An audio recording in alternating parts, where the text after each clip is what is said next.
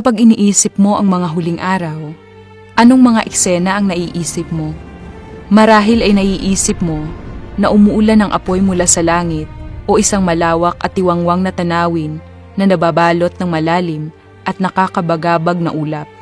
Binanggit sa Biblia ang mga huling panahon o ang mga huling araw ng maraming beses na naglalarawan ng isang sandali kung kailan ang mga kasalanan at kasamaan ng sangkatauhan ay nagtutulak sa atin sa bingit ng pagkawasak, kung saan ang Diyos lamang ang makapagliligtas sa atin. Ngayon, tuklasin natin ang tatlong palatandaan ng mga huling araw. Una, digmaan. Ipinropesiya ni Jesus sa Mateo chapter 24 verse 6. At mga kakarinig kayo ng mga digmaan at mga alingaw-ngaw ng mga digmaan. Ingatan ninyo na huwag kayong magulumihanan, sapagkat kinakailangang ito'y mangyari, datapwat hindi pa ang wakas. Sa kasalukuyan, ang mga tunggalian at tensyon sa pagitan ng mga bansa ay naging karaniwang balita. Maraming rehiyonal na digmaan ang sumiklab sa buong mundo. Bagamat hindi tahasang binanggit ng Biblia ang digmaang pandaigdig, ang digmaan ay talagang tanda ng pagbabalik ni Hesukristo. Pangalawa, tagutom at salot.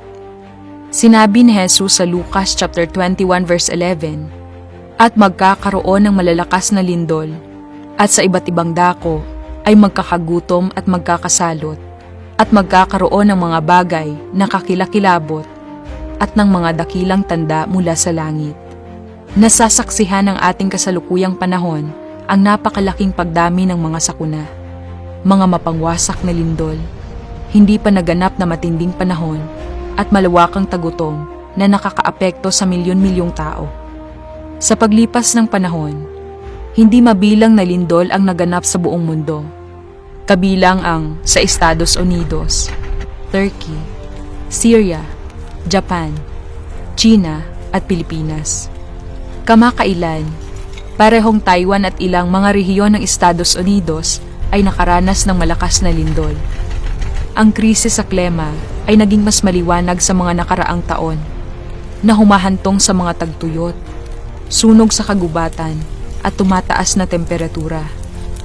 Ang mga sakuna na ito ay nagpapaalala sa atin ng kaiklian at karupukan ng buhay, na naguudyok sa atin na pag-isipan ang ating mga prioridad at tumuon sa pagtatayo ng mga kayamanan sa langit.